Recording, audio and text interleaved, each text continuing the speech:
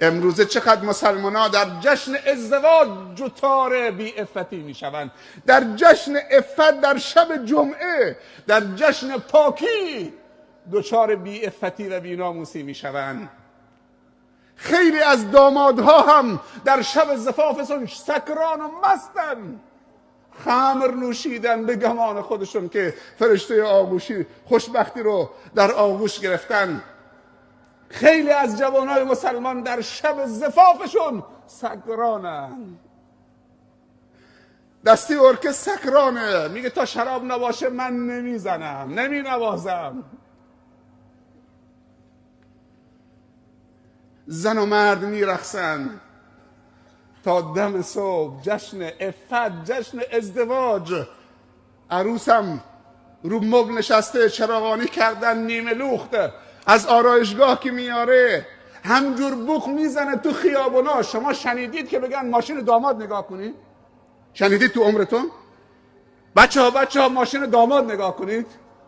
من که نشنیدم. همین میگم ماشین عروس خانم رو نگاه کنید.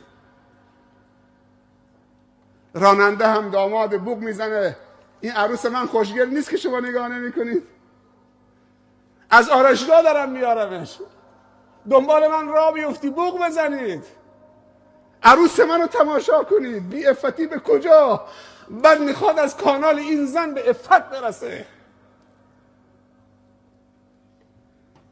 یک نکته درباره زن به این دامادای عزیز بگم. مجری برنامه حرف زیبایی نقل کرد، خیلی منو متأثر کرد.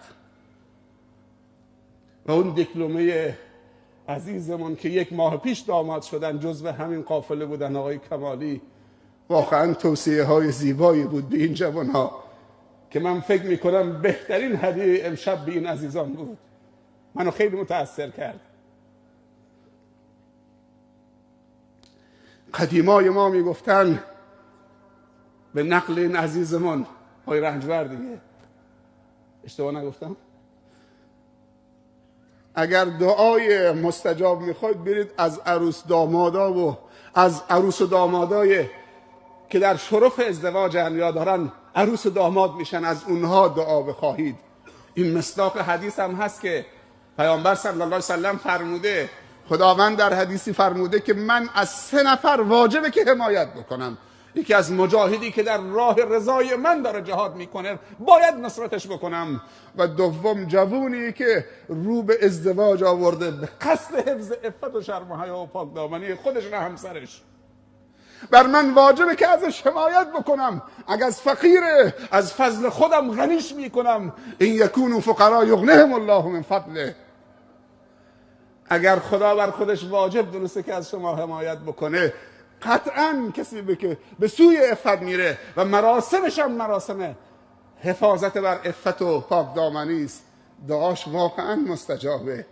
چه سوژی زیباتر و برای خدا دوست داشتنی تر جوانی که در معرض شهوت و زنا و جهنم قرار گرفته بیاد شهوتشو عفتشو با همسر شرعیش مطرح بکنه و به رضای خدا برسه. چطوری خداوند از این حمایت نمیکنه؟ چطوری دعاشو مستجاب نمیکنه؟ اگر دعای پیری مستجاب بشه خود دیگه شهوتی نداره. دعای کسی مستجاب میشه که شهوت داره، شهوتشو کنترل کرده و دعا بکنه. خداوند از پیر با تقوا خیلی خوشش میاد، اما از جوان با تقوا به مراتب خوشحالتر میشه. خداوند از جوانی که معصیت میکنه خیلی تعجب میکنه، ولی از پیرمردی که 70 سال 80 سالشه هنوزم میگه یالا دستمال بیار، هنوزم دل داره برای رقصیدن. جوان میخواد عروسیش اسلامی بکنه، مادر بزرگش نذر گرفته که دستمال بازی بکنه. نه، مادر بزرگش نذر گرفته.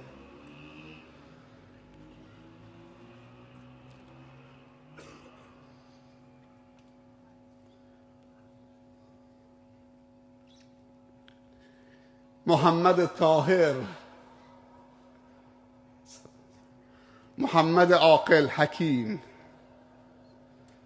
هیچ موقع حرف بیهوده نزد، حرف خلاف منطق نزد. 13 سال نه صحبت از نماز و روزه و زکات و حج کرد، 13 سال فقط رو فکر عرب کار کرد تا اون حس فکر کردن را درش بیدار کرد. وقتی که عرب فکر کردن رو از نو به دست آورد، جامعه جاهلیتی که فکر نمی‌کرد جاهل شده بود. چون فکر نمی‌کرد کور شده بود و جاهل شده بود. خدمتی که رسول الله صلی الله علیه و سلم به عرب کرد و جاهلیت عرب، حس فکر کردن رو در اونها 13 سال بیدار کرد. وقتی بیدار کرد و فکرمند شدن، خودش از جمع اونها رفت به کجا؟ رفت و بزرگان قوم که منافعشون در خطر دیدن که چه؟ عموم مردم جزیره العرب دارن فکرمند میشن، منافع مادی و مقام و منزلتشون داره چه؟ از دست میره.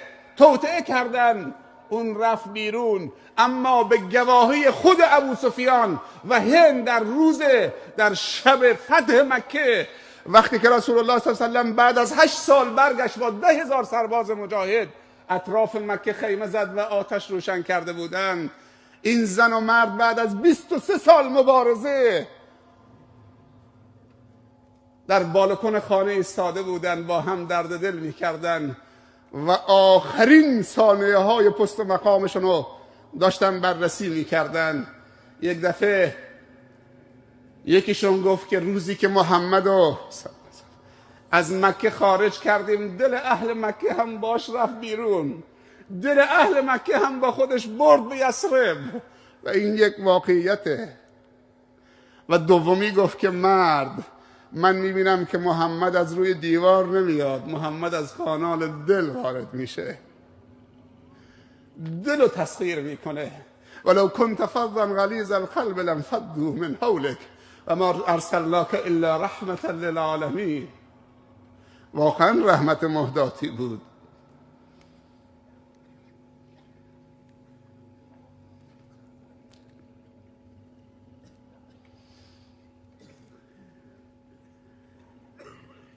وقتی که مردم فکرمند کرد، خودش رفت بیرون، دنبالش راه افتادن، دویدن، دوباره باش برگشتن. 10,000 نفر ظرف 8 سال بعد از هجرت برگشتن و مکه تسلیم شد. و وقتی با همون 10,000 نفر فکرمند برگشت، قبل از وارد شدن به مکه نگفت هجوم به مکه، نه، وارد شدن به مکه گفت شمشیراتون رو تو غلاف بگذارید، کسی حق نداره دست به شمشیر